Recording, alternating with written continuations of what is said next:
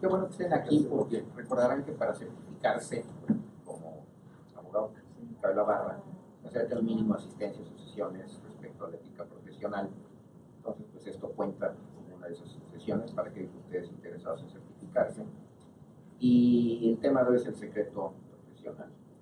Lo va a exponer el licenciado Rodrigo Zamora Charran, graduado de la Escuela Libre de Derecho de la Ciudad de México, socio de Galicia Abogados, litigante y segundo vicepresidente de nuestro colegio de abogados. Algunos de ustedes habrán visto que ha circulado un documento cuál es su visión de la barra, ya que también anuncia públicamente que es candidato para ser primer vicepresidente de la barra.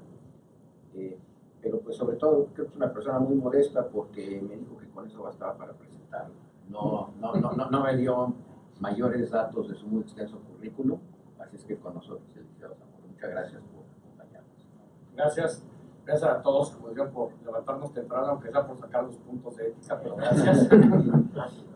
Gracias obviamente a Gonzalo Mani por la invitación y a Rodrigo Sánchez Mejorada, a ambos por esta oportunidad de platicar de este tema, y pues, felicidades a Gonzalo por la cantidad de actividades que están teniendo y además el use actual que acaba de salir hace unos pocos días, con lo cual verdaderamente se ha vuelto un referente este capítulo frente a muchos otros de los que ahora ya tenemos prácticamente 10 capítulos. Felicidades por el trabajo, Gonzalo. Lo que traté de hacer es una presentación práctica, poco teórica, para identificar algunos temas de controversia sobre un punto de comportamiento ético que parecería sobreentendido. Cuando escuchamos hablar del secreto profesional, entonces, no hay nada que discutir, es obvio. Lo que yo sé de un cliente, nada más no se lo digo a nadie y se acabó. Pues sí, como regla general, parecería así de sencillo. Lo que vamos a ver es que hay muchos otros temas que pueden presentarse a raíz de esto. Veamos primero dónde estamos parados en cuanto a normatividad.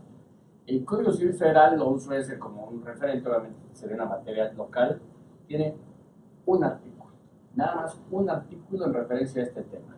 Y si me permiten, leeré la parte que dice: el artículo 2590, el procurador o abogado que revele la parte contraria a los secretos de su poderante o cliente o le suministre documentos o datos que lo perjudiquen, será responsable, bla, bla, bla.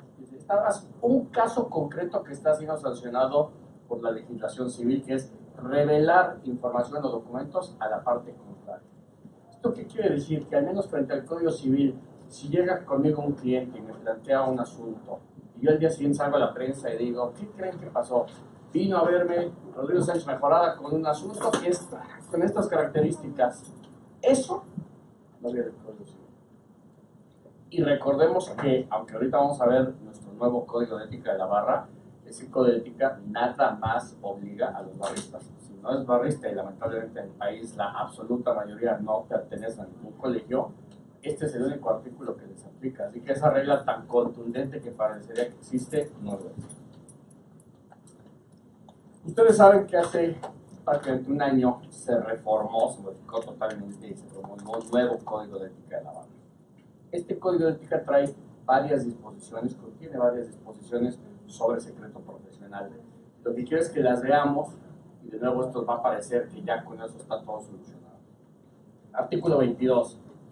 Constituye un deber y un derecho del abogado guardar el secreto profesional respecto de todos los hechos o noticias que conozca por su actuación profesional.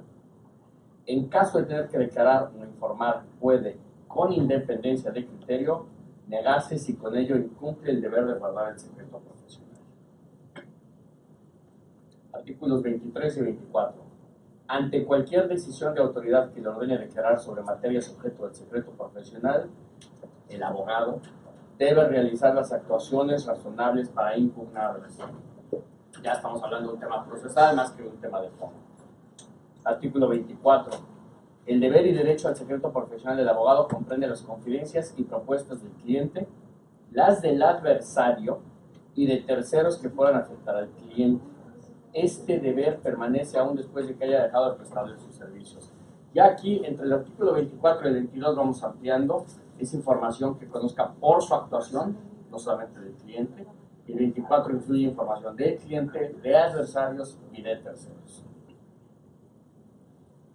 Últimos dos artículos. 25.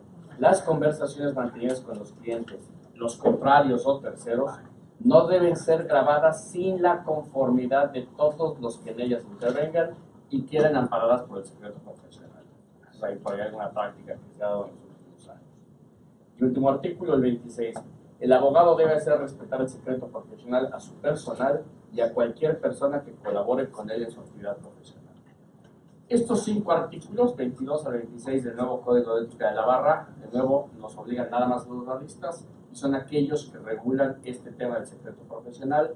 Lo hacen de una manera obviamente mucho más amplia que lo hace el Código Civil, abarca a otras personas, abarca otra serie de información, le da un alcance, por ejemplo, para no grabar las conversaciones, para tener que impugnar ante autoridad, para no poder o tener que impugnar actos de autoridad que le obliguen a declarar, y ya va ampliando un poquito más el ámbito de protección de esta obligación de secreto profesional. Habiendo visto el marco normativo, si entramos a ver el objeto de lo que es el secreto profesional, lo primero, y cualquier libro de ética que ustedes analicen, es que este es uno de los puntos esenciales de la relación cliente-abogado. Tenemos en el Código de Ética aproximadamente unas 20 o 25 obligaciones. Esta es una de las 3 principales. Sin secreto profesional, simple y sencillamente, no puede existir una relación abogado-cliente. Nos dediquemos a la materia que nos dediquemos, puede ser corporativo y se están enterando de que ha habido una fusión, puede ser laboral, y hay temas de por qué fue un despido, temas de acoso sexual, puede ser temas de daño moral, puede ser temas familiares, temas mercantiles, penal ni se diga. Todos estos, en tanto no exista esta obligación del abogado, este derecho del cliente a proteger las conversaciones que tenga, a proteger esa confidencia que tenga el abogado con su cliente, simple y sencillamente no se puede desarrollar una debida representación de un cliente. Esta es piedra toral en la relación abogado-cliente. ¿Cuáles son los elementos de esta comunicación o de esta información que se tiene que proteger? Primero, valga la redundancia, tiene que haber una comunicación. Segundo, tiene que ser entre personas sujetas a confidencialidad, y ahorita vamos a regresar a todos estos temas cuando veamos algunos ejemplos. Tercero, tiene que ser en confidencia. Y cuarto, esta comunicación entre personas sujetas a confidencialidad en confidencia tiene que ser con el propósito de buscar, obtener o proveer asistencia legal al cliente.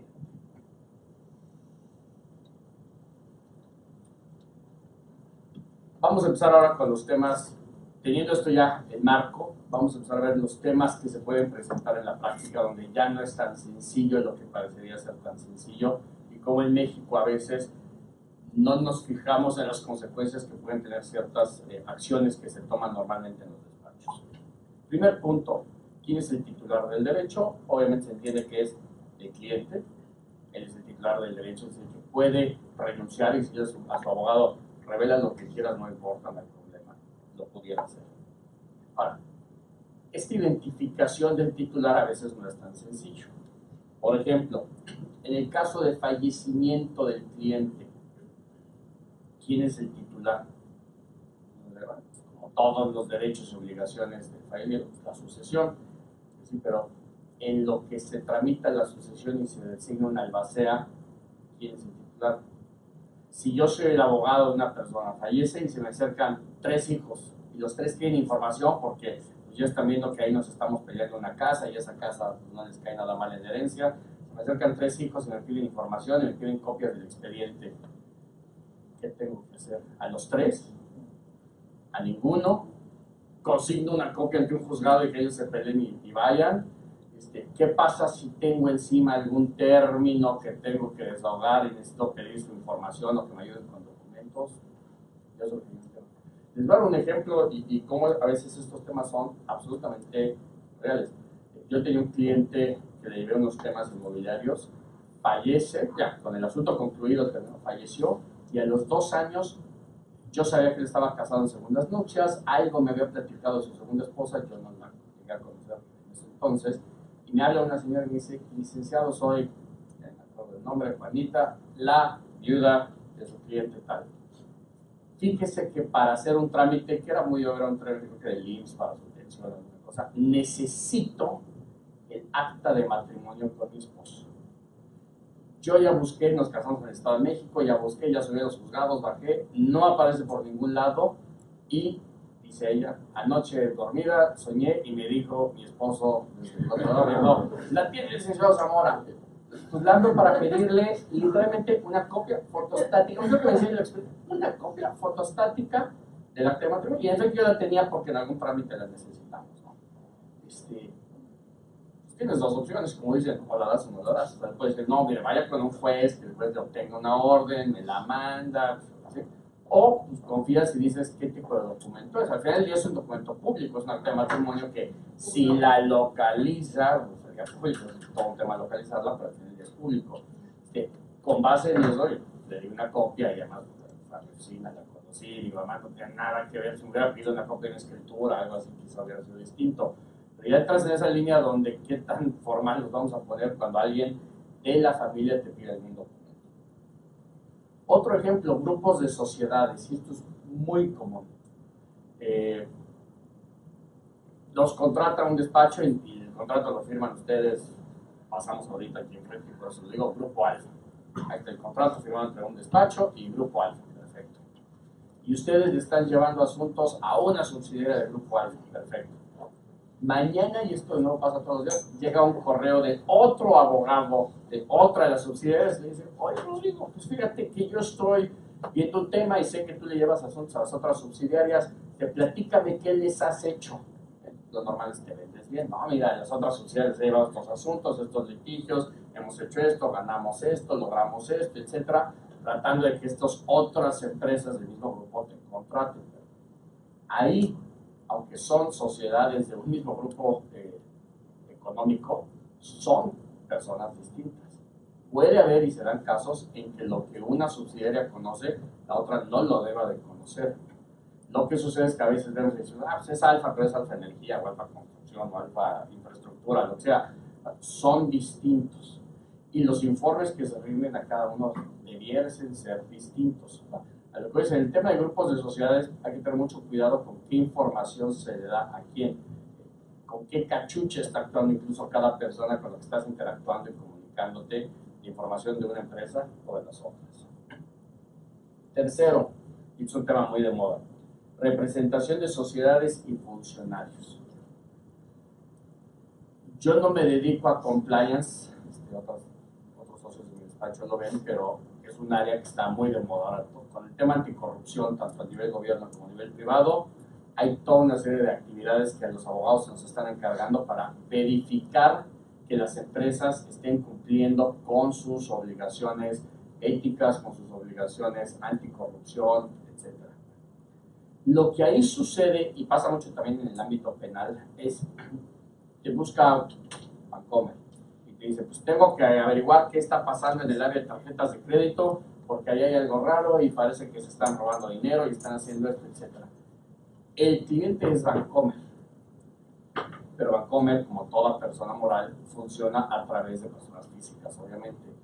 Entonces, cuando empiezas a tener las entrevistas con el personal de Bancomer para ver qué es lo que está pasando en el área de tarjetas de crédito, ¿con qué cachucha estás entrevistando a cada una de las personas con las que hablas? ¿Como funcionarios de Bancomer, tu cliente, o como posibles contrapartes? Porque si tú estás entrevistando al principal sospechoso, el director del área, que ya hay por ahí algunos mails que parece que está llevándose el dinero, cuando tú lo entrevistas, si él cree que tú eres su abogado, primero te va a tener obviamente mayor confianza y te va a revelar ciertas comunicaciones. Pero si se llegó a hacer ahí una relación abogado-cliente, esas no las puedes utilizar en su perjuicio. Entonces, ¿hasta dónde tienes ese vínculo abogado-cliente y hasta dónde lo tienes que revelar? Si a cada entrevista que llegues le vas a decir a las personas, por favor fírmeme aquí, donde dice que pues, yo estoy haciendo todo esto con la intención de meterlo a la cárcel y usted no es mi cliente, pero por favor deme la mayor información, pues nos podemos dar una idea de dónde va a llegar esa entrevista, ¿no? A ningún lado y el trabajo va a ser cero. Entonces, simplemente hay que tener mucho cuidado desde la reunión inicial con el cliente de cuáles van a ser las reglas del juego con él y con sus empleados respecto a qué se va a informar y cómo se va a informar. Puedes no saber si ese empleado es un probable responsable si quisiéramos utilizarlo, es alguien simplemente que está operando ahí y queremos obtener su información. Entonces tenemos que tener muy claro cuál va a ser. Como corolario, les digo aquí al contexto, la responsabilidad de abogado cliente en este tema y en todos en México está menos que en pañales, está todavía en embarazo. Estamos realmente muy pocos. Si buscamos tesis sobre estos temas hay muy poco, si buscamos libros hay muy poco, hay temas españoles, autores argentinos, etc. Nada más para que nos demos una idea de hacia dónde va esto, la barra americana de abogados, la ABA, nada más sobre el tema secreto profesional, tiene 3 tomos que había costado, miren aproximadamente esto, 3 volúmenes, y aproximadamente cada 2-3 años emiten un suplemento de nuevas decisiones de colegios de abogados y de juzgados sobre estos temas. Entonces, muchos de esto que estamos platicando que parecería de nuevo algo muy discutible, en otros países ya está totalmente definido de cómo deben ser. Los americanos en estos temas son absolutamente restrictivos y impositivos en el sentido de, si tú tienes que llegar con el empleado y decirle que no eres su abogado, pues lo tienes que decir. Y si eso implica que el señor diga, pues la junta se acabó, muchas gracias, pues se acabó. Pero eso es menor el riesgo y menor el perjuicio que se causa con esa conducta a que pues vamos a entrevistarlo y vamos a ver qué pasa y cuando terminemos vemos si era mi cliente o no era mi cliente, ¿no? Otros 3 temas nada más de identificación del titular. El síndico en el concurso mercantil es un tema un poco de quién representa a la empresa. Ustedes saben que en los concursos mercantiles a veces se nombra a un conciliador o a un síndico, pero también los administradores de la empresa siguen siendo los mismos. Entonces, ¿a quién le tienes que revelar qué en esas situaciones? Representación conjunta de individuos. Esto es muy común en materia penal. Acusan penalmente a 5 gentes, los 5 se ponen de acuerdo y van y contratan al mismo abogado penalista. La estrategia de cada uno de esos 5 puede ser idéntica o puede requerir ser distinta. Puede haber uno que está en la peor situación, y al estar en la peor situación dice, ¿sabes qué? Yo tomo ahora con los nuevos esquemas de justicia penal, yo tomo un acuerdo y me voy 3 meses a la cárcel, pero que me libren de todo esto. Y otro que de menos vínculo diga, yo no quiero tener nada que ver con esto y me voy a defender hasta el final. ¿Cómo puede el abogado en estas situaciones tomar decisiones con información que haya obtenido de uno o de otro de los 5? Porque la decisión de que el quinto está totalmente clavado en el asunto la puede tomar con información que tiene de los otros 4. Y número 2, ¿qué le puedo decir a cada uno de los 5 respecto a las decisiones que están tomando los otros 4? En mi junta de las 3 de la tarde se acerca conmigo el que va a tomar este acuerdo y dice, ya, voy a tomar el acuerdo y voy a decir que los 5 estábamos metidos en este problema y me voy 6 meses a la cárcel. Okay. Y en la junta 2 horas después que se acerque otro de los 5 y diga, ¿y qué están haciendo los demás? No te puedo decir. Sabiendo que uno de ellos ya lo va a ir a acusar. Entonces ahí se mezcla el tema conflicto de interés en la representación de esos clientes con un tema de secrecía profesional, porque incluso si le dices a los 5, ¿saben qué? No los puedo representar, hay conflicto de interés entre los 5, voy a representar a uno que es este, ok, y cuando este se entere que los otros 4 están haciendo algo distinto y yo no se lo avisé y hice correcto en avisarle porque yo lo sabía cuando era su abogado, le va a correr en 2 segundos, es decir, me estás llevando por una estrategia y no me estás diciendo lo que van a hacer los otros 4. No te puedo decir lo que van a hacer los otros 4 porque eran mis clientes y aunque sea el mismo asunto, son temas distintos. Entonces, estos son de esos puntos de nuevo que a veces hay que vigilar desde que comienza la representación de los clientes para que todo el mundo sepa cuáles van a ser las reglas del juego. De nuevo, en México, como el chisme es el deporte nacional, todo el mundo entiende que me vas a decir y te voy a decir todo. Y en la relación abogado-cliente hay que tener mucho cuidado en qué podemos o no podemos decirle a un cliente o al otro de lo que está sucediendo. Y el último punto, gobierno como cliente. El gobierno tiene muchas cachuchas. Yo represento poco a gobierno, pero cuando los he tenido de cliente, lo que sucede es que de todos los distintos lados te piden informes y te piden juntas y te piden que avises cómo va un asunto.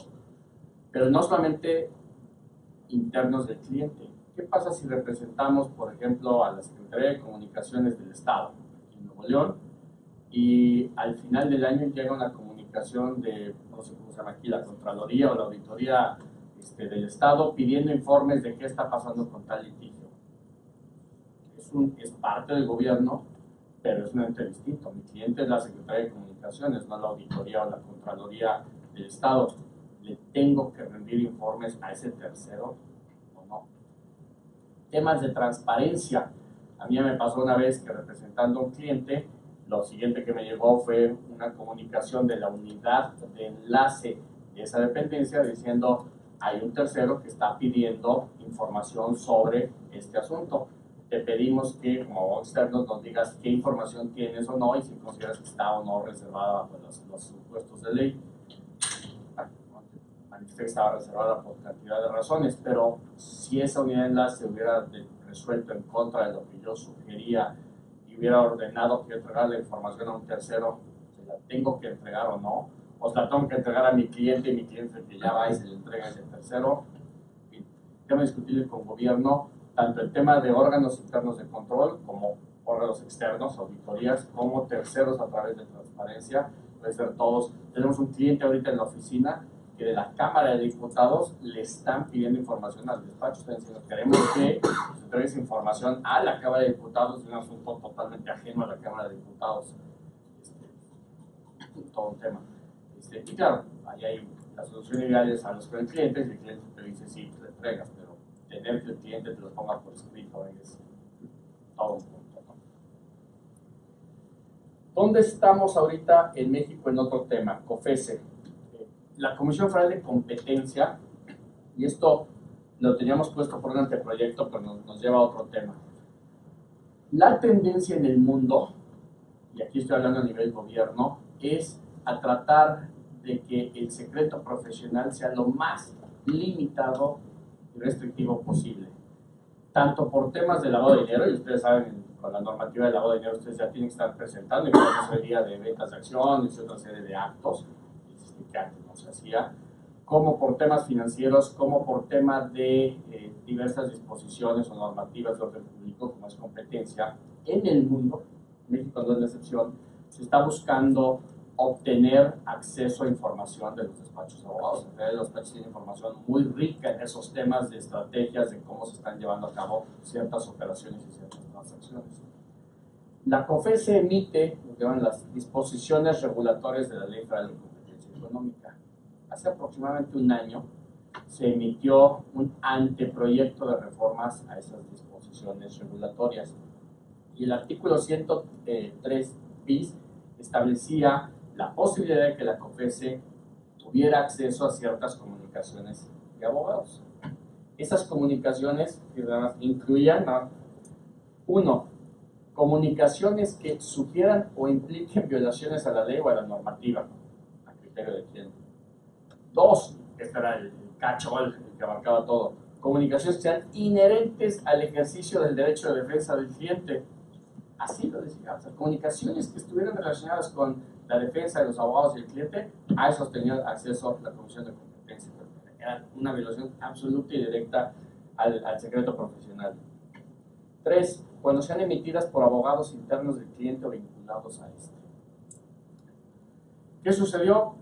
Afortunadamente los tres colegios, la Barra, la NADE y el Ilustre, se unieron, tuvieron reuniones con los comisionados de la Comisión de Competencia, se ejercieron en el buen sentido de la palabra los actos de cabildeo y de empuje y de presión para demostrarles dónde estaban los errores de este anteproyecto, y afortunadamente salió el anteproyecto con otras reformas totalmente ajenas a este tema, y este tema ni se abordó, o sea, no se implementó la reforma. En corto, lo que sabemos es que la Comisión de Competencia lo está estudiando, pero no lo ha dado por muerto. El tema está vivo y la COFECE, como el Instituto Federal de las Telecomunicaciones y otros organismos, consideran que deben de seguir empujando ellos también por tener acceso a esta información. Otros problemas prácticos, siguiendo con esto que parecía tan fácil. ¿Qué pasa en un reclamo de honorarios? Pensemos que yo le doy una opinión a un cliente de si tiene un riesgo penal. Mira, con los elementos que me trajiste, yo veo esto, considero que traes un alto riesgo de ir a la cárcel por un fraude en contra de X personas. Le doy la opinión y teníamos un acuerdo en horarios escrito donde contra la opinión me iba a pagar 20,000 pesos. No me los pagan, los demando. ¿Cuáles son los documentos base de la acción? El contrato de honorarios, por ahí hay que exhibir la cédula porque así lo exigen ciertas jurisprudencias, y aquí estaba sujeto el pago, estaba sujeto a una condición de que emitiera yo una opinión. Y ahí va mi opinión al juzgado quinto civil, donde digo que mi querido cliente debería estar en la cárcel por unos fraudes que cometió. En teoría, esos documentos son confidenciales. Yo creo que la confidencialidad de los procedimientos es cada vez menor, y no lo digo por un tema de los juzgados locales, sino, ustedes se dan cuenta, cuando esto llega a amparo, en amparo todas las sentencias o casi todas son públicas. Aunque traiga asteriscos, si ustedes hacen la unión de los asteriscos con la lista, al menos la lista de los tribunales colegiados, ahí se dan cuenta, el quejoso aquí es Rodrigo Zamora, me voy a la sentencia donde dice el quejoso asteriscos, ahí pégale Rodrigo Zamora, con suerte la lista, si el otro también se va al amparo, el tercer interesado es Pedro Pérez, y ahí está Pedro Pérez. Hay manera de verificar con un poco de suerte que hubo un asunto donde yo emití una opinión diciendo que Pedro Pérez cometió un fraude y que le fui a cobrar honorarios. Y aquí sí lo abro un poco a ustedes, ¿cómo ven este tema? ¿Tengo un derecho o no a revelar opiniones, sugerencias, cualquier comunicación que yo haya tenido con mi cliente para efecto de poder obligarlo judicialmente a que cumpla su obligación de pago? Yo creo que ahí una solución tal vez sería, como dicen en inglés, redact, o sea, cubrir con negro la parte que es de fondo sobre la opinión, pero así como quiera presentar la evidencia de que emitió una opinión. Creo que esa pudiera ser una alternativa y creo que es una solución que se utiliza mucho para proteger la confidencialidad. Esa puede ser, y te diría que esa es la que se sigue en Estados Unidos. Mi preocupación en México sería que con la formalidad de nuestros juzgados, cuando tú presentes ese documento, te va a decir el juez, esa no es la opinión, ya sabes, va a decir que ese es un documento alterado para bien y con un ejercicio de buena fe, pero alterado. Ahí no me aparece que tú le diste una opinión, nada más aparece que le pusiste antecedentes y luego 4 páginas marcadas en negro que quién sabe qué le dijiste. Y para cuando el juez te diga que el documento lo ofreciste mal, pues ya no hay, al menos en la Ciudad de México, una oportunidad, ya sabes, de, bueno, entonces te cambia el documento y aquí te va la opinión correcta, etcétera, ¿no? Como que es un todo o nada. Pero esa debería ser. Primero pensé que fue un sistema para cobrar honorarios. Pero en realidad, si no hubo una cobra de honorarios previo, fue una forma de extorsionar al abogado al cliente. Oye, te voy a cobrar esta opinión que vale 20, te voy a cobrar 200, 2 millones. Ah, no me pagas. Te voy a demandar en la cosa pública. Entonces, tiene también un aspecto de abuso por parte del abogado, el revelado. Puede ser. Pues digo, sin duda. Interesante.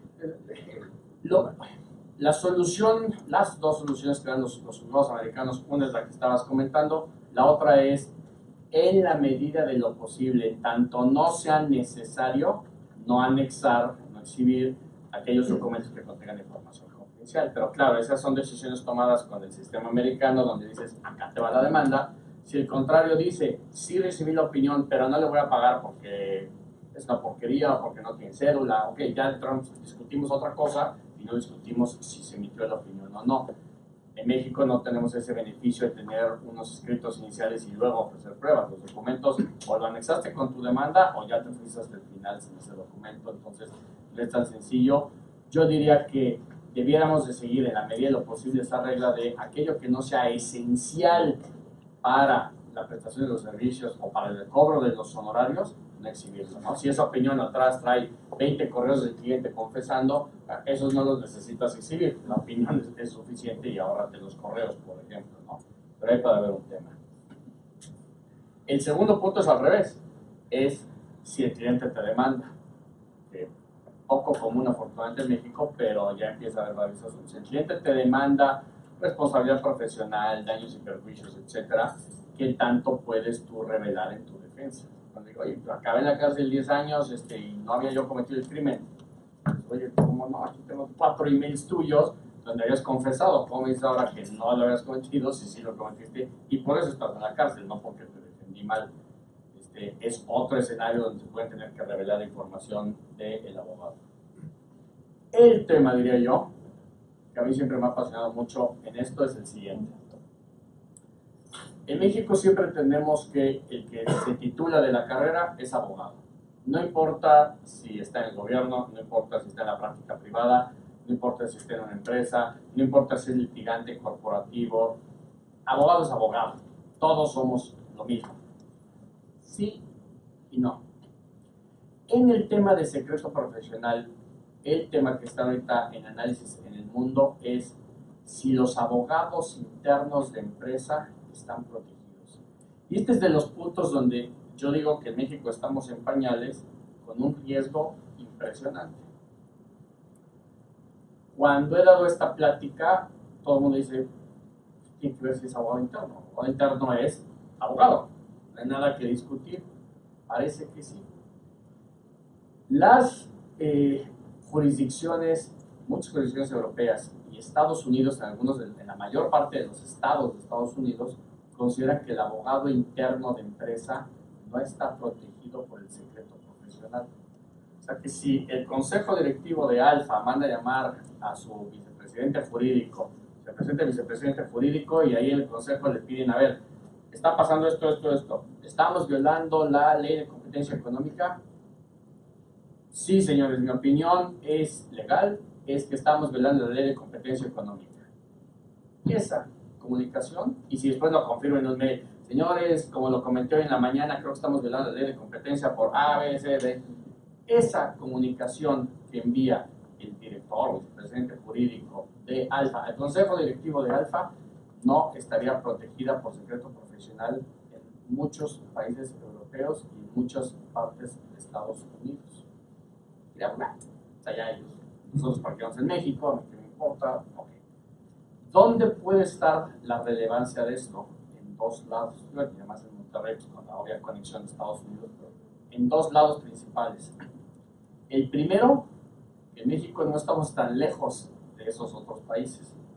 De los muy pocos precedentes que encontramos en México sobre el secreto profesional, hay dos muy recientes, de los últimos 6 meses, de un tribunal colegiado especializado en temas de competencia económica y telecomunicaciones en la Ciudad de México, en el que señalan que las comunicaciones del abogado interno no están protegidas.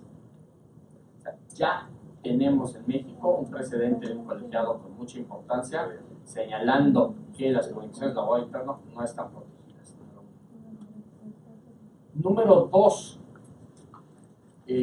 aunque nosotros estemos en México, nuestros clientes, nuestras empresas en las que trabajamos muchas veces se ven involucradas en litigios fuera de México. Entonces pensemos que esa opinión de competencia económica que dio el director jurídico de Alfa tiene que revelarse en un litigio en Houston. Y el juez de Houston le dice al despacho americano, necesito todas las comunicaciones internas del abogado de Alfa. No, es que fíjate que en México, no. Como esto tiene impacto en Estados Unidos, porque estamos ahora investigando una práctica de competencia económica en Estados Unidos, van a aplicar mis reglas, muy a la americana, y necesito todas esas y me las vas a dar. Y ahí van las comunicaciones. Esto, para quien como yo aquí está en la práctica privada, es una gran noticia. Porque lo que ha provocado en Estados Unidos es que en absolutamente todas las comunicaciones donde un abogado interno emite una opinión o recibe documentos o actúa en cualquier manera como asesor de la empresa, copian a un abogado externo. ¿Por qué? Porque entonces ya el abogado externo está copiado y ya se vuelve una comunicación abogado-cliente con el externo. Para los abogados externos eso ha sido una maravilla. Sin embargo, lo que nos falta acabar de explorar acá es que en México yo pensaría que el 99% de los directores jurídicos y abogados de las empresas creen que están operando bajo el paraguas del secreto profesional, y no voy a decir que yo comparta o no la opinión que emitió ese colegiado, pero diría, como mínimo, estamos en un área gris. Yo una pregunta, esta generalmente la hacen como blind copy, mandas un mail. ¿Tendría que ser visible la copia del abogado externo o con que sea copia oculta? No, Ya después dices, ¿sabes qué? Como no te dije, para mí una copia oculta es un abogado externo, por lo cual es una. Ya se vuelve secreto profesional. mira, yo creo que es así como los contratos no se rigen por su nombre, la copia no se rige si estás en copia oculta o copia visible. Lo que sí vas a tener que demostrar es que era con la intención de que participara en la asesoría. Si tú, yo creo que si un juez en Estados Unidos encontrara que había todos los mails, ya lo tenían casi como automático en tu regla, cópialo, pero nunca cobró un peso ese abogado, nunca contestó los mails, nunca emitió ninguna opinión, le diría, eso es una simulación, ¿no? O sea que yo no diría, no me importa si está en copia oculta o visible, en tanto sea con el propósito de que participe en la asesoría. Que no se puede volver muy complicado, lo puedes poner, digamos, en una iguala mensual y que conteste y algo de lo vamos a revisar, vamos a contactar, es casi en automático. Habrá maneras de encontrarle, pero sí hay un punto por ahí, ¿no? Para que lo tengamos en contexto y veamos por qué se ha resuelto esto, lo que se ha dicho siempre es que el secreto profesional está ahí para proteger la función del abogado independiente. El abogado independiente tenga la capacidad de tener todos los elementos, los buenos y los malos, y de ahí pueda tomar su decisión y decir, a ver, mi recomendación como abogado independiente es que te allanes, o contestes con estos temas, o que busques a este tercero, o la estrategia que sea. Dicen estas resoluciones que el abogado interno carece de esa independencia. El abogado interno al final tiene un solo cliente, la empresa, y al tener un solo cliente realmente no necesita ni requiere esa capacidad de actuar de forma independiente porque irá por presupuesto, y yo es donde creo que es erróneo, que prácticamente su opinión siempre va a estar vinculada como si fuera un agente o funcionario más del banco, o de la empresa, o del ente donde está trabajando para efecto de su opinión. Yo no lo veo así, yo creo que hay abogados externos que tienen tan importantes clientes que si el cliente le dice quiero una opinión que diga rojo, va a decir rojo esa opinión, erróneamente. Y también he visto abogados internos con pantalones gigantescos que si el consejo de administración dice queremos que nos des una opinión que diga esto, no, va mal. Y si quieren, córranme, pero no voy a firmar una opinión que diga esto dentro de la empresa. Entonces, yo no creo que sea así de automático, pero sí es un punto bien importante que de nuevo en estas ideas en México, yo he visto unas comunicaciones y unos emails de abogados internos dentro de la empresa que están obviamente emitidos bajo esa presunción de que están siendo protegidos y nada más lejos de la realidad. ¿No? Hay que tener mucho cuidado en este punto. ¿Qué tanto cubre el hecho de que tú incluyas en uno de esos correos, bueno, perdón, hablando del abogado interno, que es información, identifiques el correo como información confidencial, cliente, abogado, se usa mucho en Estados Unidos, pero ¿qué tanto peso tendría en México? En Estados Unidos se identifican las comunicaciones con dos maneras, y vamos a ver un poco más adelante, pero las identifican con confidencial, y me lo piden a mí, y ustedes saben que cada rato, ponle todo confidencial. Yo creo que eso es un exceso, lo piden la agua y creo que además ellos que están mucho más avanzados en estos temas y lo están haciendo, hagámoslo también, su razón y su lógica tendrá, número uno. Yo creo que no es necesario. O sea, yo tengo que, el 99% de las comunicaciones que tengo con mis clientes no dicen confidencial y son confidenciales, aunque no lo digan. Y el otro que identifican es el Work Product Doctrine, que es un tema un poco más americano, que es el trabajo interno de los abogados para poder cumplir con sus funciones de abogado. Y también a veces lo marcan para que aparezca que es parte de este trabajo interno de asociados y socios, que aunque no participe el cliente, es para asesorar al cliente.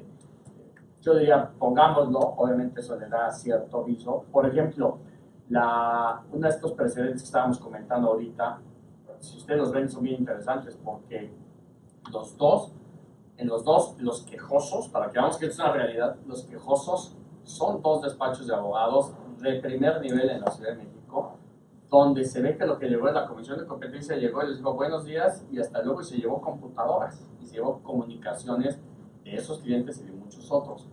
Y en los amparos lo que señala uno de ellos es, dice, bueno, pues no vas a tener un problema porque aquello que sea confidencial lo hacemos a un lado. Pues sí, no, porque para poder hacer ejercicio tienes que leer todo.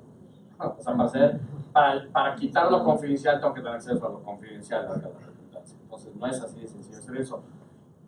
Pensando que las autoridades obran de buena fe, pues si le pones confidencial, relación abogado-cliente y está copiado, no oculto, sino visible, pues le das más elementos para que si está obrando de buena fe diga, este no, y no lo lea. No sé si lo va a leer o no, pero al menos es más fácil a que si está en copia oculta el abogado y no dice confidencial, ya que llegue hasta el final, el último párrafo, diga, por cierto, copio aquí a Rodrigo Zamora, bueno, ya lo leí todo, ¿no? Entonces, te estás haciendo quizá el trabajo más fácil. No sé qué tanto IFETEL, COFESE, como otras entes de Estados Unidos, tengan acceso o hagan esto con búsquedas de palabras, que digan todo aquello que diga confidencial, quítalo automático y de veras no tengan acceso. No sé si lo hagan así, pero pues si lo hacen así, te estás ayudando, ¿no? Okay. Yo pregunto más en cuanto cuando estás como abogado interno emitiendo una opinión a un cliente que en la mayoría de nuestros casos pues es el de ventas, el de abastecimiento, que está solicitándole una opinión a un abogado de algún caso en específico. Sí, pero se está pidiendo al abogado interno. Sí, al abogado interno. Yo creo que las resoluciones que se han emitido en el extranjero no excluyen ningún tipo de comunicación entre abogados. El trabajo del abogado interno es público, punto. No está protegido, ni siquiera, no solamente la convocatoria de vente a esta asamblea, vas a ser el secretario, sino cualquier función y desempeño que lleve a cabo el abogado interno no está protegido por abogado. Así sea una opinión netamente legal y una opinión donde estás yendo en contra de lo que quiere tu cliente interno, no está protegido, así le pongas confidencial o no. La única manera de protegerlo es involucrando al abogado externo, porque entonces él participa y ya es otro tipo de comunicación. Entonces, ahí hay tema, diría yo. Yo creo que la parte de la secrecía o no de las comunicaciones del abogado interno tienen mucho que explorar todavía para estos temas. Cuarto, información no necesaria en la defensa. Cuando regresábamos a los elementos del secreto profesional era una comunicación en secrecía, en partes protegidas para la defensa del abogado. Los americanos, para que yo trate mucho con ellos, es muy interesante cómo hasta parecería grosero cuando llegas a las juntas con ellos llegas, entran a la materia, acaba y gracias, bye. Está bien, digo, ahorran tiempo, no te cobran tanto, lo que tú quieras, pero ¿por qué más? Me lo decía un abogado, dice, cuando tú estás en una reunión de 2 o más personas y tienes tiempo libre, la gente empieza a platicar. Y en el momento que la gente empieza a platicar, esas pláticas no son confidenciales porque no están siendo necesarias para la defensa. Yo no soy abogado de Alfa, lo uso como ejemplo porque no soy acá, pero llega Alfa a mi despacho y me dice, oye Rodrigo, vamos a ver el tema del litigio mercantil que traes. Ok, pero falta que llegue otra persona, entonces pues vamos a empezar a platicar. Y me empiezan a platicar, no, fíjate, ¿te acuerdas aquel asunto de competencia económica que traíamos, que nos estaba viendo el despacho de Rodrigo Sánchez Corporada de Monterrey? Fíjate que ya salió bien, a pesar de que estábamos con estos problemas y estos temas y esto, pues lo llevó muy bien Rodrigo, Todo eso que a mí me están platicando, que puede venir ahí sobre información confidencial de qué documentos dieron, no dieron, qué pasó, con quién hablaron, eso no está protegido por el secreto profesional, porque no es necesario para la defensa del asunto que yo tengo. Ese es chisme, en pocas palabras. Entonces, por eso los americanos entran y salen de las juntas y se acabó, porque todo aquello que te platiques al abogado, que no sea para ese asunto, para el que, o los asuntos que le estás yendo a ver o que están a su cargo, otros temas no están protegidos por secreto profesional. Y de nuevo, a veces en México esto lo tomamos muy a la ligera, de, si me mandas a citar a un juez, yo diría que no platicamos de nada más que del asunto.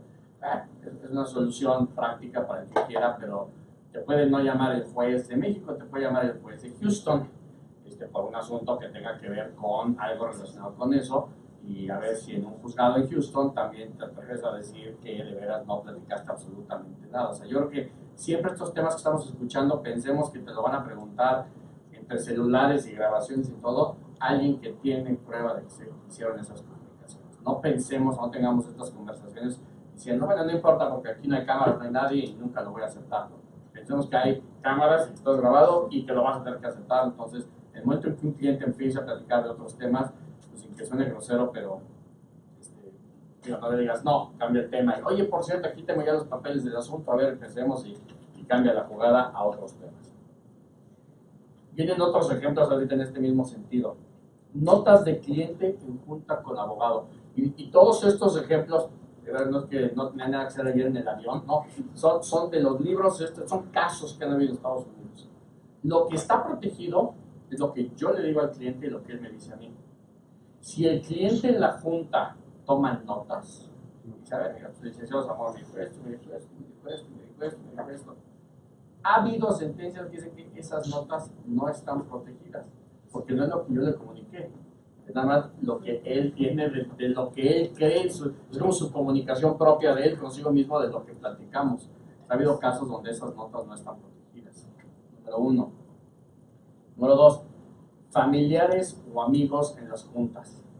Yo no llevo familiar, pero en los asuntos familiares y en los penales siempre está la esposa o el esposo. Ahí está va el esposo a ver al penalista y ahí está la esposa que viene con el apoyo moral al esposo y están platicando y diciendo que por favor defienda a mi esposo, él no hizo nada, etc. Bueno, esa esposa, esposo, hijo, amigo, primo, cuñado, compadre con el que voy a ir a comer después de salir de acá, él no está protegido por su secreto profesional. Si yo en esa junta le digo al cliente, por favor, haz un arreglo con el Ministerio Público, con la Fiscalía, porque te vas a ir a la cárcel, mejor acepta, lleva un arreglo y vete 2 meses a la cárcel y sales. Si le preguntan a su compadre que estaba en esa reunión qué platicamos, él tendría que decir qué platicamos y qué le dije y de cómo yo opino que hay un delito cometido y tiene que llegar a un arreglo. Entonces, también verán ustedes una práctica muy americana que es nada más viene quien tiene que estar. El compadre, el esposo, el amigo, que esperen en la sala de espera, se echen un cafecito, lean la revista y cuando acaben se van y comen, pero no es... Cuando platiqué de esto en México, un abogado, de hecho, amigos de Carlos Loperena, me dijo una anécdota muy curiosa. Dijo, un penalista, estuvo conocido, barrista, estuvo recibiendo durante muchos años a su cliente para llevarlo a una defensa. Y siempre estaba la esposa. Y el penalista siempre le dijo al señor, es que no esté tu esposa, o sea, debe que ser un tema muy personal tuyo, estás abriéndote con temas que has hecho bien y que has hecho mal en tu vida, tienes un gran matrimonio de muchos años, pero pues este es un tema y el otro tema es otro tema, ¿no? No, mi esposa, mi vida, yo hasta la muerte. Bueno, no falta la muerte, falta el divorcio. Y cuando se divorciaron muchos años después, la verdad que no era un tema de poco tiempo, son 25 o 30 años de casado, pues la esposa tenía, o sea, pero el know-how de todo lo que este señor había hecho mal en la vida. Bueno, nos divorciamos por la buena o por la mala. No es exacto un tema de secreto profesional, pero es lo que puede pasar. Al final del día, los asuntos, cualquier asunto, tiene temas sensibles y el que tiene que estar en la reunión es el cliente. Cada persona que esté en esa reunión que no es el cliente es un riesgo de un tema de secreto profesional o es un riesgo de que tenga conocimiento de cierta información que después podrá usar en contra de su propio familiar o amigo, ¿no? ¿Cuál es la recomendación si el cliente insiste en que ese tercero? En un mundo ideal yo diría que una nota, o un mail al menos de constancia de, oye, nada más, así, te lo voy a mandar en un mailcito de, te recuerdo que yo recomiendo que nada más estés tú en las juntas y que no entre ningún tercero, ponme recibido, lo entiendo y irán pocas gentes, ¿no? Y ya, para que cuando él diga, oye, me fundió mi esposa o mi esposo por estar en las reuniones, yo te recomendé que no hubiera nadie, ¿no? Lo ideal sería en un momento ahí, cuando no esté ese tercero, hablar con el cliente y decir, oye, te sugiero que en el futuro pues, no haya, porque platican lo que puede llegar a pasar o no, y si él dice, pues no me importa, yo, mi esposa estar aquí siempre, bueno, ya, ese sí es tu decisión y tu riesgo, ¿no? Pero pasa muchísimo, que están los amigos, el compadre con el que vas a ir a comer, el familiar, cuidado porque todos esos de nuevo, es más, y de nuevo son cosas que hemos explorado poco en México, pero en temas penales podrías llamar a la esposa y decir, oiga, ¿qué escuchó usted de estas conversaciones? ¿Ha estado juntas, no ha estado juntas? ¿Qué ha escuchado, qué no ha escuchado? Son estrategias poco exploradas todavía en México, pero estoy seguro que en unos 5 o 6 años vamos a estar escuchando de ellas. El último, para ir avanzando, el último que aparece acá, reuniones con clientes potenciales. Cuando empezábamos, decíamos, el Código Civil sanciona que reveles información de tu cliente. Ya después, cuando vamos al Código de Ética de la Barra, amplía más y dice cualquier información de la cual tengas conocimiento por tu ejercicio. Eso en parte va dirigido a esto. Dice, cuando un cliente es un cliente. Nos pasa a todos que llegan y, oye, a ver, traigo un asunto así, asado. ¿Y entre qué me recomiendas? Por sacar la consulta gratis o porque verdaderamente está viendo qué abogado le da más confianza. Cantidad de gente pasa por nuestras oficinas que después ya no vuelve a ser nuestro cliente ni nada. ¿Qué tanto esa información es confidencial? A mí me ha pasado que me viene a ver, y a los que digamos seguro también, que es, me viene a ver alguien y me dice, oye, pues, debo 100 pesos. ¿Cuál es tu estrategia? No, yo haría esto. Y al rato llega el otro. 2, 3 días llega el otro y me deben 100 pesos. Hijo, No te van a pagar. Acá tu estrategia fabulosa. ¿Qué haces? O sea, tienes muchas opciones. Una opción es, no digo nada, me quedo callado que tuve la cuenta anterior, la trato igual que la anterior, diciendo lo que yo haría o no haría, y a ver cuál cae primero. ¿Sí? Opción 1. Y a nadie le digo nunca que estuvo el otro por mención porque no fueron mi cliente. Opción 2, le digo que pasó por mi oficina y me dice, ¿y qué le recomendaste? Ah, no, eso no te lo puedo decir. Hijo, Número 3, aún si te dice, ok, qué bueno que vino, le habrás dado buena asesoría, prefiero que haya sido tú y no un gangster el que lo asesoró, qué bien, etcétera. ¿Qué vas a hacer cuando vas a la estrategia del acreedor? Pues ya la vas a hacer tomando en cuenta que el otro quizás se va a defender con la estrategia que tú le diste. Yo al menos, y a veces te quedas con el perro de las dos tortas, es si en una junta con un potencial cliente pasé la raya del dime de qué se trata y tengo un planteamiento de honorarios y no abro la boca de estrategia. Si paso esa raya y le digo, mira, tus opciones son estas y estas, y hace esto y esto ha jalado bien, y llega después el del otro lado, me quedo con el perro de las dos tortas y no tomo ninguno porque el riesgo se queda ahí. Entonces, hay de dos, o te abres mucho y das mucha estrategia como un tema de vender, pero asumes que después no vas a poder defenderlo ni a él, bueno, a él si no viene ni al otro lado, o te quedas como palo y, hombre, pues ya escuché su caso, está muy interesante, le podré dar toda la estrategia y la sopa de cómo hacerlo el día que firmemos un contrato de honorarios, ojalá venga, bla, bla, bla, pero no dices nada de estrategia, y entonces dejas las puertas abiertas a que si llegue el otro lado lo puedas representar, pero así que cada quien sabrá cómo agarran los clientes. Sí, pero ¿qué no depende ahí más de la información que recibiste, más de la que tuviste?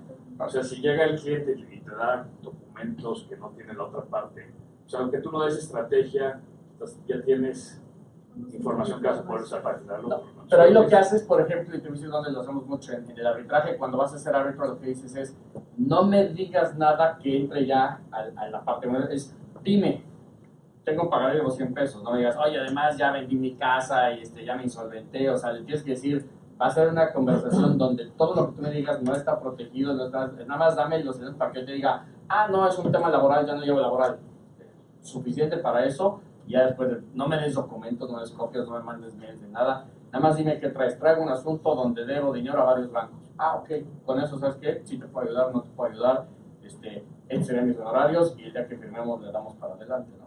No sé si te... No, sí, era más o menos, a Sí. lo mejor, si tengo un problema, voy a mi abuelo se oye, esta es la historia completa.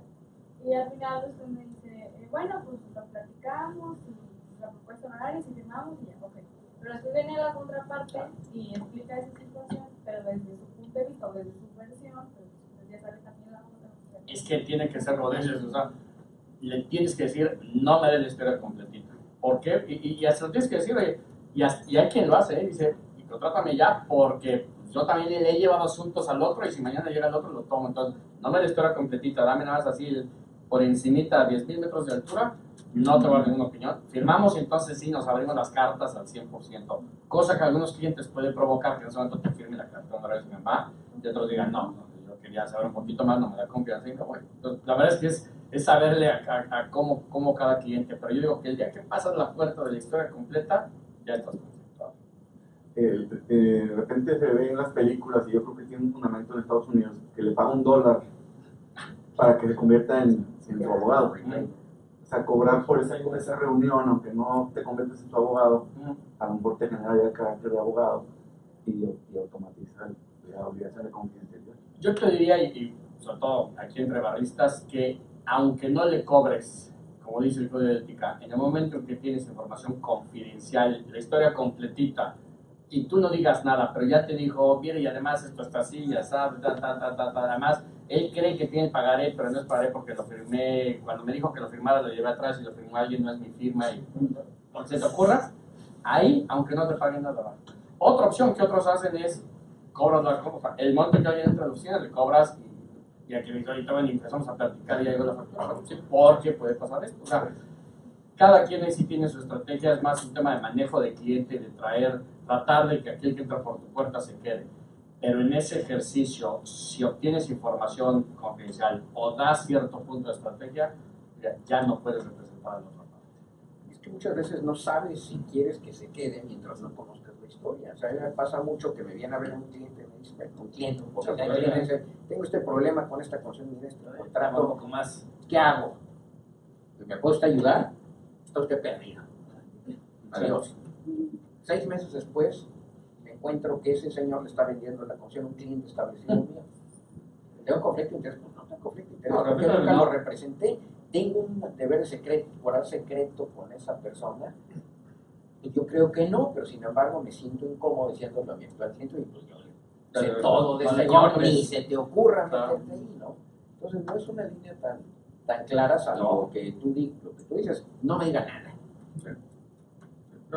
¿Tienes esa? O la otra es, que lo que yo he seguido mucho es, dígame todo, yo le digo todo, y pues para eso le doy confianza, porque si no le da confianza o dice, qué bueno, ahora me lo voy a llevar a implementar esto, pero no hay que sea más barato, y se lo lleva, y después llega del otro lado, te quedaste sin poder llevar el asunto ni por uno ni por el otro.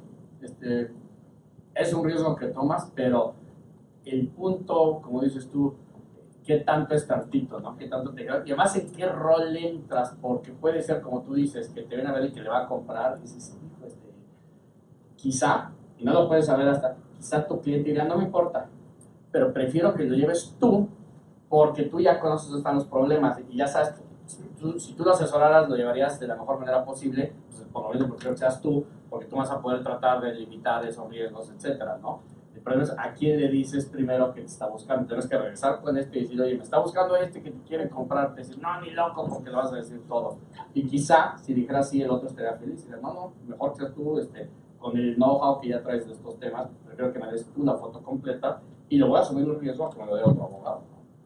Pero es complicado cómo lo manejas. Es más, aquí no lo tengo, pero hasta el tema de conflictos de interés internos en el despacho, o sea, de cómo revelar un posible conflicto de interés. Pensamos en un despacho, ustedes son 10 socios. Uno de ustedes lo viene a ver, Bancomer, y dice, vamos a meterle una demanda gigantesca a X empresa de Monterrey por adeudos. Todavía no mandan el chequeo de conflicto porque están viendo a ver qué papeles hay, etc. 2 horas después, uno de sus socios está teniendo una junta sin reloj con el deudor. Oye, fíjate que traigo varios adeudos con Bancomer y con otros 3. Perfecto. El que mande, como lo manejan en cada uno de sus despachos, el que mande el aviso de que Bancomer o la empresa deudora los está buscando, ya le está diciendo al abogado de la otra parte, sin reloj, que ya se está preparando para el litigio uno o el otro. O sea, quizá el deudor cree que Bancomer no va a demandar porque ustedes han sido clientes muchos años y es una empresa total, o al revés, Bancomer cree que el otro va a casi llenarse porque es una empresa decente, etcétera, y la verdad es que ya se están llevando. Ahí el tema olvídense del conflicto de interés. Normalmente alguien dice, bueno, vamos a representar el primero que llegó, o al que tiene más tiempo.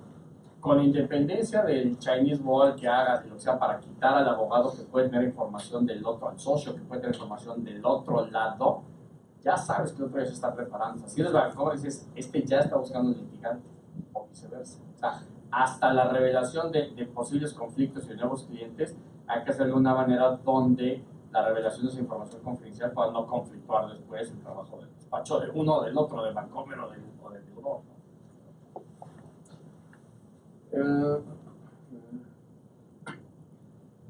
Hojas de tiempos, el segundo bullet que aparece ahí. Las hojas de tiempos, cosa que yo me he ido acostumbrando en el último año, antes no sea esa cosa espantosa, cada quien mata pulgas a su manera. Hay quien le gusta que diga asesoría 1.5 horas. Y ahí tienes que cumplir lo que al socio le gusta y lo que al cliente le gusta. El cliente no quiere recibir 300 horas que digan asesoría, o quizás sí, depende de cada cliente. Pero lo que sí se ha vuelto es, se entiende que no es un documento que le estás dando al cliente para su asesoría. La asesoría va en opiniones, en preguntas, en comentarios. Entonces, ha habido casos en Estados Unidos donde las hojas de tiempo son requeridas por jueces. Entonces, si es un cliente, y hay que ver que los que le gusta opinión por posibles prácticas monopólicas en relación con las compras de las tiendas, cuidado, ¿no? Ahí puede haber, y a veces los asociados que están entrando quieren darle todo el detalle para que el socio esté contento. Entonces, redacción de opinión, sugiriendo que hay práctica monopólica en las tiendas Oxxo. Eso, pues ya vete la opinión, las hojas de tiempo pueden ser entregadas también a juzgados, cosa que puede haber. Tercero, y ahí es donde somos un poco laxos en México, temas de conversaciones de pasillo. Ya hubo un litigio en México donde a un notario le demandaron daño moral porque en conversaciones de pasillo y después en un bar, abogados de esa notaría, presumiendo así a las 9 de la noche con unas copas de quién había llevado el mejor asunto de esa semana, revelaron a abogados de otros despachos que esa semana quién sabe qué político había comprado una casa de no sé cuántos millones de dólares en esa notaría. Y aquí pueden ser conversaciones de pasillo, pero ahí en México, en este chismorreo, hay un riesgo con asociados en las universidades, en los WATS, en los bares, en el mundial, donde quieran decir, no, mira, yo traigo este asunto y nosotros estamos defendiendo a tal, no, pues nosotros acabamos de venderle la casa a no sé quién, y esas comunicaciones, obviamente, tampoco están protegidas por secreto profesional. Entonces, no solamente el riesgo de que se está revelando la información a terceros, sino que además el tercero, si mañana van y le dicen, oye, ¿tú supiste algo de cómo se vendió la casa de no sé quién? Pues sí, pues yo estaba un día en un restaurante y llegó el abogado X y me dijo que Eso no está protegido. Entonces, tenemos que ser muy cuidadosos con nuestro personal, nuestros abogados, con secretarias de lo que se maneja y se comenta en la oficina, es nada más de la oficina. Y puse de pasillo porque no todos en el despacho llevan todos los asuntos. Cada quien tiene sus asuntos, sus temas, sus cosas. El que un abogado de mi área de litigio le platique a un abogado del área de competencia, oye, ¿qué crees? Traemos un litigio así, asado, y estamos haciendo esto, pero además ya nos dijo el juez que faxeamos un documento y todo. Esa conversación no es parte del trabajo que se está haciendo para defender al cliente. Ese asociado de competencia que no tiene nada que ver con este asunto podría ser obligado a declarar sobre esas conversaciones que se están teniendo porque él no participa en la defensa. Hay que tener cuidado de, no solamente dentro de los despachos y dentro de los equipos de trabajo, cada quien tiene su información. Conversaciones con peritos y terceros, también otro tema. El secreto profesional es un tema de abogado y cliente. ¿Qué pasa si vas con el perito y le dices, oye, mira, ¿sabes qué? Pues yo creo que esta firma de mi cliente no me lo ha dicho, pero yo creo que sí es falsa. Entonces, a ver cómo moldeas el dictamen para que o digas que es dudosa la procedencia de la firma, o digas que sí es. Y mañana mandan citar a ese perito y le dicen, ¿a usted le dijeron que esa firma parecía ser falsa, sí o no? Los peritos y terceros pueden ser notarios para algún tema, pueden ser traductores, puede ser quien ustedes quieran, evaluadores, puede ser quien sea, no están protegidos por secreto profesional. Puedes ponerle al perito un acuerdo con un convenio de confidencialidad gigantesco, pero ese convenio de confidencialidad es entre el abogado que contrató al perito y el perito, no frente a un juez o frente a un fiscal. Eso es nada más entre las partes. Entonces, los peritos no están protegidos por secreto profesional y lo que ellos se enteren, al menos para efectos de un tercero, como puede ser un fiscal o juez, pudieran no estar protegidos. ¿Un abogado interno entraría como tercero? No en este concepto, es el concepto que ya habíamos platicado, pero como tercero aquí más bien estoy pensando en los auxiliares de litigio o auxiliares de procedimientos, por ejemplo, en temas de nuevo de competencia u otros asesores económicos. Ya ves que a veces en los litigios participan equipos integrales de varias prácticas, no solamente abogados, pero contadores, economistas, técnicos, ingenieros, etcétera. Todos aquellos que no son parte de la asesoría legal son los que no entrarían acá. O sea, ahí se podría catalogar al abogado interno que sí está protegido. Es decir, en ese mismo ejemplo de la firma, imagínate que el abogado interno estuvo involucrado en que tal vez no estaba el representante legal y se echó la firma a alguien más. Le pidió a la secretaria que lo hiciera. Y él lo sabe, no te lo comento aquí, pero y te manda los documentos. Y entonces dice, a ver, vente, tráete al abogado interno, quiero... No, porque yo estaría pensando que el abogado interno en esa comunicación está actuando como el cliente o como funcionario del cliente. O sea, si tu cliente es Vancomer y traes duda de que un documento de Vancomer estuvo firmado o no, mis conversaciones como abogado externo con el abogado interno de Vancomer es como una conversación mía con mi cliente. El problema del abogado interno con el que yo utilizaba antes es en su trabajo interno dentro de la empresa. Pero aquí el abogado interno es el cliente. Estará protegido. Sí. Si las conversaciones del abogado interno con los externos y viceversa están protegidas, en la consideración de que ahí la cachucha del abogado interno es cliente. Cuando no está protegido el abogado interno es cuando su cachucha es abogado para el cliente interno, ¿no? Para el consejo, para el área de ventas o comercial, etc. Dos reglas en asuntos internacionales. De nuevo, todo esto no lo veamos siempre nada más a la luz de que estamos en Monterrey, en México. Todo hoy, la cantidad de litigios que operaciones en México dan en el extranjero son muchísimos. O sea, pensemos siempre, no si esto va a acabar en el juzgado cuarto civil de Monterrey, sino si va a acabar en la corte 15 de Miami o de Houston. Operaciones internacionales donde ustedes están lidiando con despachos extranjeros. Si algo sale mal y algo truena y hay un litigio, pensemos que vamos a operar bajo reglas de otros países con necesidad de revelar información y documentos y secrecía, en su caso, bajo reglas de otros países. Pago de honorarios por tercero, ya entrando un poco en temas más técnicos. ¿Qué sucede cuando mi cliente es banco, Bancomer, pero la asesoría se la estoy dando a Casa de Bolsa Bancomer? Entonces, ¿qué tanto el que paga los honorarios también tiene derecho a información, que a veces es una empresa distinta de la que le prestamos honorarios? Ahí puede haber un tema. Déjenme ver. Un último punto, creo que nosotros ya lo fuimos abordando. Actos futuros del cliente. Y cuando yo puse esto pensé que era poco común y lo platiqué, y el día que lo platiqué, 4 abogados familiares saltaron brincando, que es algo mucho más común de lo que uno quisiera o pensara.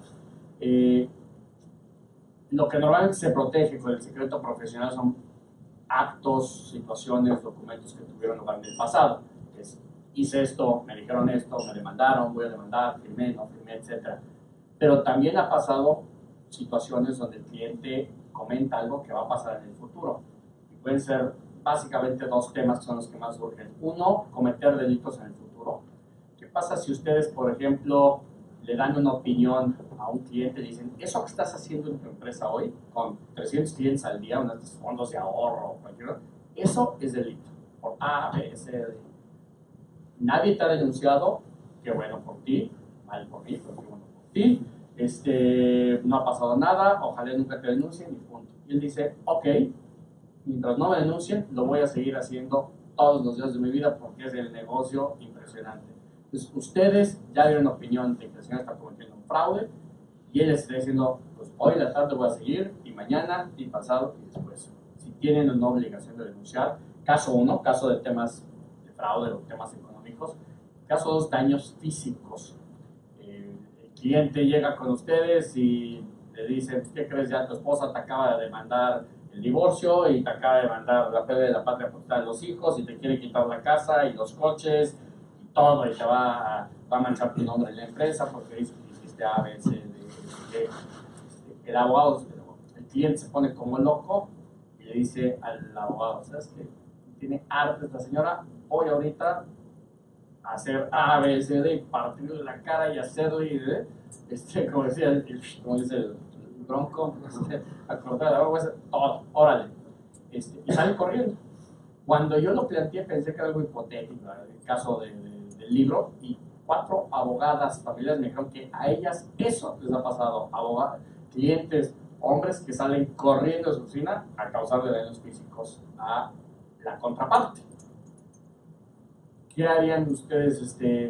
¿Es conversación dada por el cliente en confidencia? Olvidemos el tema de si era futuro cliente, no, ya es cliente, ya te pagó, ya tienes contrato, ya todo lo estás asesorando. ¿Qué haces en esos 2 casos? Yo creo que hay un interés superior, ¿no? Sería evitar que ocurra ese hecho. ¿En los 2? O sea, ¿En cuando el fraude y va en el de...? No, en el segundo. Ah. Bueno, estoy pensando en el segundo. Sí. Y yo sé que le va a ir a causar algún daño a la pareja. Pues a lo mejor no de manera abierta, pero a lo mejor una llamada anónima a la policía, no sé, algo.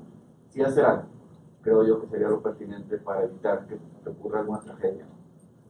Que es una decisión difícil, desde luego, pero que tiene un interés superior. Sí. Porque imagínate más que no lo haces, a ver qué dice, y es o sea, pura amenaza a la cuadra, dice ya. Claro, pero a lo mejor si sabes dónde vive la esposa, le hablas a la policía que se acerque nada más a la zona. Parece que hay algo alrededor de esta casa, o sea, sin dar mucho detalle, no dices quién, pero le pones en protección. O sea, a lo mejor hacer algo. La respuesta a es temas económicos, sigues obligado, o sea, porque ahí se entiende como dices que la balanza es mayor por el secreto que sobre un fraude, abuso de confianza, etcétera. Temas de daños físicos y obviamente muerte, el valor máximo es la vida, la integridad física de las personas, y tienes que hacer, dice, o normalmente dicen, lo posible, o sea, así decir, acaba de salir de mi oficina el señor Juan Pérez, va al domicilio ubicado en tal a causarle daños físicos a la señora X y a los niños o a lo que sea, o sea, sí, entiendo tu punto de decir, tratar de ayudar sin soltar, pero no, vas ya, que no pase, o sea, y si eso implica revelar, pues sí. Pero además eso no tiene nada que ver con la asesoría, ¿no? Pues, en alguna manera, porque al final del día lo que estoy diciendo es que lo comenté en secrecía como algo, es más, ¿qué pasaría? No sirve para proteger tu interés sexual. A menos que la consulta fuera, ¿hay algún problema si voy ahorita y le pego? Y le pago, exacto. Y le contestas, ¿no? Sí. Entonces esa fue la consulta. A lo mejor estamos siendo demasiado... Pero bueno, si esa fue la consulta, pues con todo y que el valor máximo y demás... No, vamos a pensar que el contrato dijera... delito. No, vamos a pensar que el contrato dijera... el contrato para defenderme de la demanda de divorcio de mi esposa y de una vez para que me ayudes a estructurar mi defensa penal de lo que voy a cometer en aún si dijera eso, ¿vale? Yo te diría que mi opinión sería, no puede un abogado hacer un contrato obviamente nulo y ilícito, el asesorar a alguien en la comisión de un delito, que es lesiones, ¿no? Además, quizás con un contrato así hasta te vas a la cárcel atrás de él por participar en alguna manera en ese tema, ¿no? Pero ahí de ninguna manera siempre se ha entendido que la integridad física, y de nuevo, parecería algo de teórico, pero lamentablemente es mucho más común de lo que uno pensara, ¿no? Es que ese es el punto además, ¿no? O sea, en el aspecto 1, el primer caso, es algo que ya se hizo. Si le pidiera asesoría al cliente para que lo ayudara a defraudar, tampoco sería posible legalmente contratar, ¿no? Ya lo hiciste, te puedo asesorar en qué es lo que estás haciendo bien, mal, si tienes un delito o no, pero no te puedo ayudar a que lo sigas haciendo. En teoría eso debería ser. Sí, claro. Con esto, yo concluyo, obviamente, pues, fueron tantas preguntas, que bueno, si hay más, bienvenidas, encantado de la vida. La conclusión sería, lo hemos hecho esta plática con el tema del secreto profesional, pero cuando peinamos otras obligaciones éticas de los abogados, las damos por sentado, el conflicto de interés, pues claro, el conflicto de interés, pues no puedo defender, ya va en el mismo juicio. Hijo, va mucho más allá y hay muchas otras situaciones prácticas de cómo abordarlo. Esto que parecería tan obvio, como decíamos, de simplemente lo que me diga un cliente no lo revelo, es qué es lo que me tiene que decir, cómo me lo puede decir, quién más va a estar presente, quién no está presente, quién es cliente o no es cliente, qué pasa con los abogados internos o no los abogados internos. Ya ni siquiera lo abordamos muy a fondo, pero el abogado del gobierno cae dentro, abogado interno del gobierno cae dentro de la categoría de abogado interno de empresa, o más como abogado externo, lo protege o no.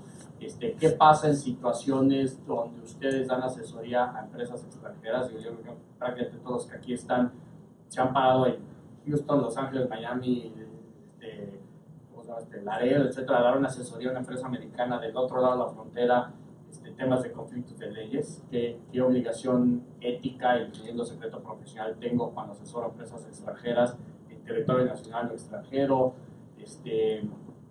Algunos de acá seguramente yo lo he hecho, han fungido como peritos en derecho extranjero, que te piden, quiero que es una opinión de derecho mexicano en un litigio en Estados Unidos. Ahí, ¿cuál es tu cachucha? Eres perito, no eres el abogado del cliente, eres perito. Entonces, ¿cuáles son las reglas éticas de secreto profesional que te aplican ahí? En fin, e incluso ahora que con este tema del nacionalismo, usé como ejemplo el Código Civil Federal, pero al final ya tenemos 32 códigos civiles muy variados. Entonces, cuando le doy la opinión acá o en Campeche o en Veracruz, ¿cuál me obliga? El lugar donde obtuve mi cédula, el lugar donde practico, el lugar donde estoy actuando. Se pueden dar situaciones bien interesantes que, de nuevo, en México, creo que el único precedente que encontramos realmente así útil, reciente, es el que decimos de los abogados internos.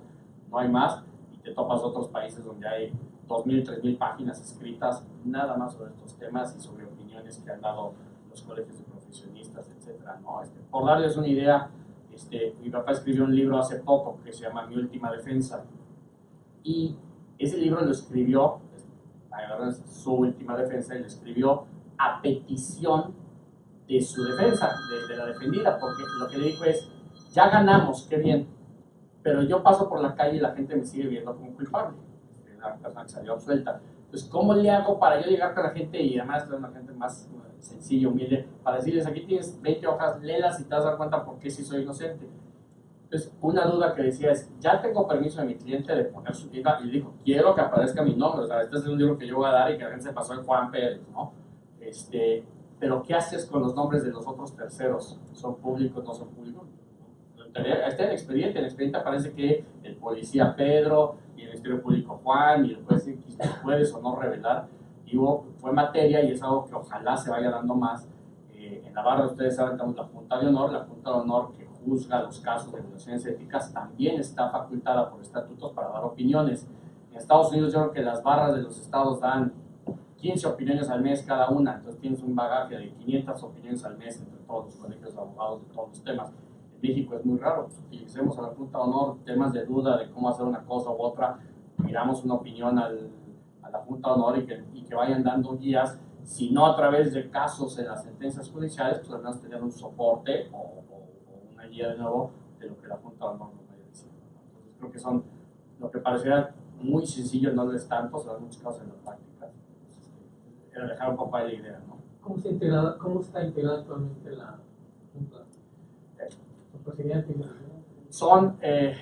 Es el presidente y el presidente, primer vicepresidente, o sea, José Mario de la Garza, Héctor Herrera, los 5 expresidentes más recientes, que si no me falla la memoria, están Ricardo Ríos, Gabriel Ortiz, Luis Madrigal, Carlos Lopedena y Fabián Aguinaco, y se van corriendo, obviamente, cuando acabe José Mario se va y sale Fabián, etc. Y 3 integrantes adicionales que designa el Consejo Directivo Nacional con 3 suplentes. O sea, son 1, 2 y 5, 8, 11. 11 integrantes con 3 suplentes, pero los suplentes nada más para los que no son expresidentes, primer vicepresidente o presidente.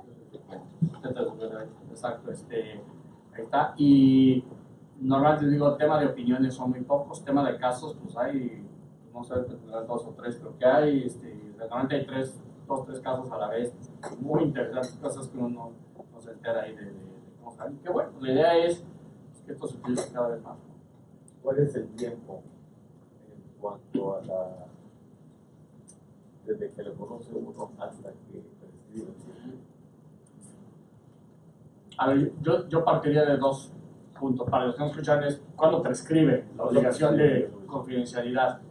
Sí, lo primero es el que concluya la relación abogado-cliente no da por terminado esto. Yo creo que hay ciertas obligaciones que sobreviven a la vida de un contrato, como puede ser confidencialidad o a veces, por ejemplo, los temas de solución de controversias. ¿Está puesto el contrato para el contrato? No, yo diría que es un tema contractual, aunque no esté en el contrato, porque deriva de la relación contractual, y tienes 2 soluciones, o 10 años, si nos vamos a las reglas de los códigos civiles más comunes, o 10 años, o nunca. Yo diría 10 años. O sea, el Código Civil te dice todas las obligaciones que no tienen otro plazo, prescriben a los 10 años. Y lo puedes poner por un plazo mayor, ¿no? Se entiende que a los 10 años el daño que podrías haber, bueno, nadie lo pensó así, pero ya el daño que podrías haber causado revelando esa información ya no está, ¿no? Es algo histórico, anecdótico. 10 años conforme al Código Civil Federal, salvo que algún código estatal tenga otra vigencia. ¿Hay contratos si era superior al código de 2 años o 3 o 4? Mi opinión personal, y no en este tema en general, es que no puedes reducir los plazos de prescripción. Es la mía, pero no sé, alguna estrategia. No, yo sé que algunos contratos, no de abogados, de otro tipo de empresas, acortan los plazos. Si no me demandas en 6 meses, algo que tendría 10 años, prescribe. Habrá que litigarlo, de hecho serán 6 meses y otro dirá que es más. La tienes que en 10 años. 2 rápidas preguntas. Uno, en las listas de clientes es común que ciertos despachos ponen clientes representativos, sacan una lista de clientes. Cuando hay consentimiento del cliente, obviamente no hay problema. Cuando es una empresa que hizo pública esa relación, tal vez no hay problema, pero cuando no se ha hecho pública, ¿qué tan válido es hacer esa revelación? Y segundo, los correos electrónicos, hay 2 clases de abogados, los que han mandado un correo electrónico al destinatario equivocado y los que lo van a hacer. No hay más. No hay más que eso. Y se le pone abajo la leyenda, ¿verdad? De puede constituir secreto profesional, destruya, lo quema, ¿no?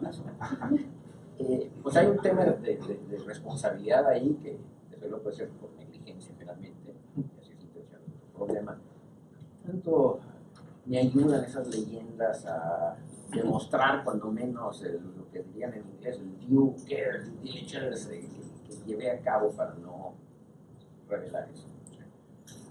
La primera, como dices, es una práctica y la solución fácil es consentimiento del cliente o que esté publicado, ¿no? En un prospecto dice Alfa colocó bonos y su abogado fue unos hechos facturados. Pues ahí está, cuando no lo saqué por ti, está cualquiera que abra la página de la SEC, ahí lo tienes. Ok.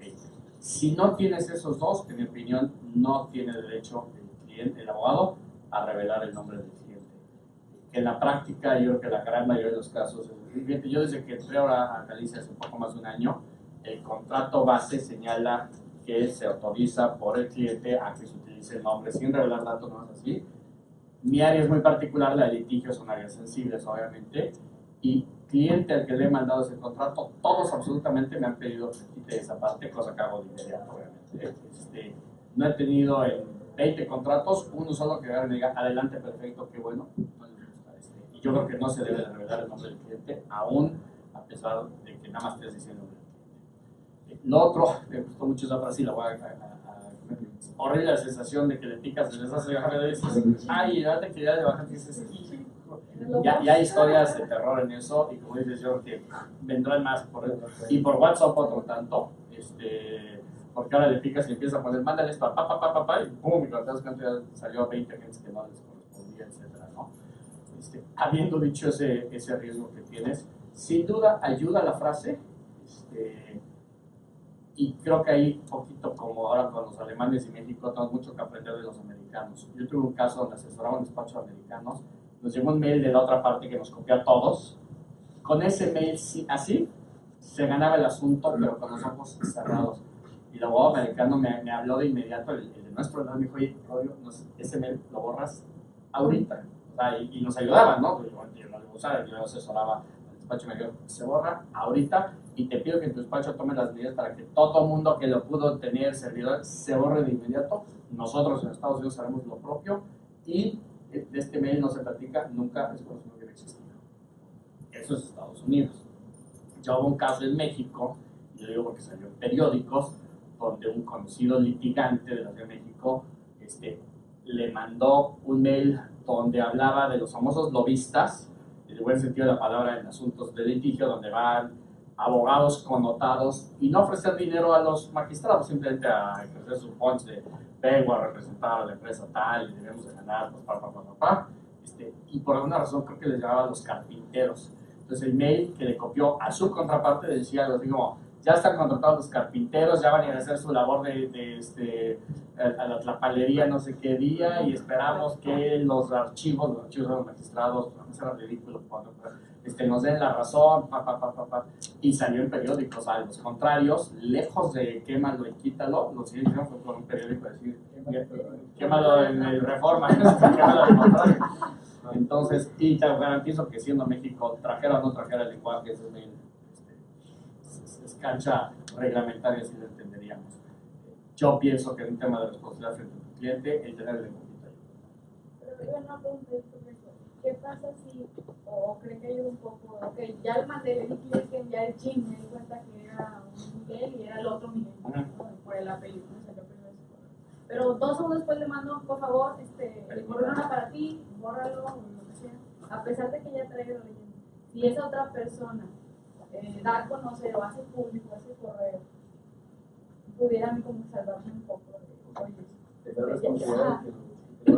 creo que sí, porque traes, como decía, con el lenguaje lo que traes una instrucción de si no eres el destinatario, no tienes autorización para revelarlo, ¿no? El problema que siempre tienes, y lo platicaba un día con un abogado cuando estábamos firmando un convenio de confidencialidad de un asunto que estábamos arreglando, me dijo, estamos arreglando este asunto y firmando este convenio, porque creemos en ti, porque es una gente decente, de buena fe y hemos llevado así el litigio, porque sabemos que ese NDA no sirve para absolutamente nada. O sea, cuando ese mail se revele, prueba tú, aunque lo hayas dirigido, que él fue el que lo reveló, va a ser muy difícil, ¿no? ¿Quién lo reveló? ¿Cómo lo reveló? Puede ser complicado.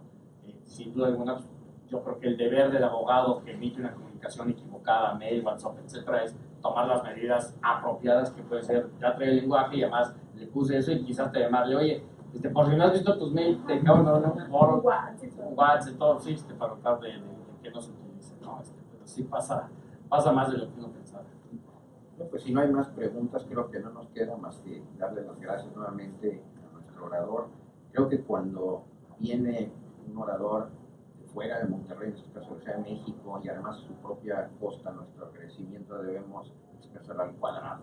Entonces le damos este reconocimiento que dice la Barra Mexicana, el Colegio de Abogados, Capítulo de Nuevo León, otorga el frente reconocimiento al Liceo Rodrigo Zamora por su valiosa exposición del tema en secreto profesional. Muchísimas gracias.